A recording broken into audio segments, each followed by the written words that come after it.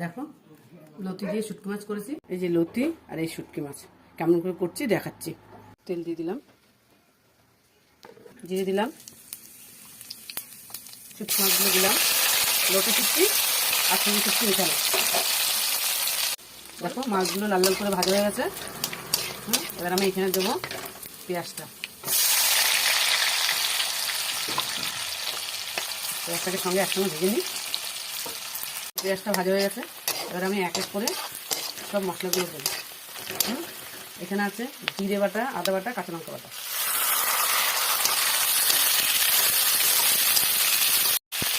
মিষ্টি, হলুদ, লঙ্কা দিয়ে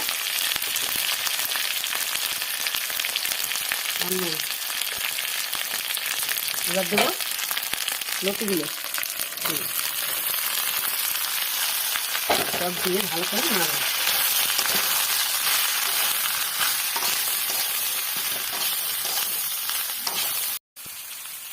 এবার দেবো টমেটোটা দিয়ে ভালো করে কষিয়ে, কষানো হয়ে গেছে, ভালো করে পুরো কষানো হয়ে গেছে সুন্দর করে। এবার আমি এখানে একটু হালকা অল্প অল্প জল দিয়ে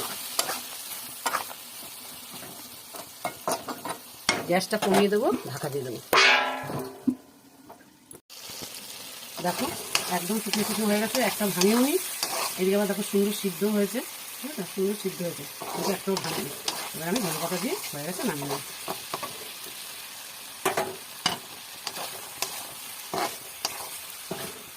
হয়ে গেল আমার শুটকি মাছ দিয়ে লতি। এবার না তোমরা একটা লতিও ভাঙেনি, একটা শুটকি মাছও ভাঙেনি, সব গোটা গোটা আছে আর সুন্দর মাখা মাখা হয়েছে। কালারটা খুব ভালো লাগছে, খেয়ে দেখবে খুব ভালো লাগবে।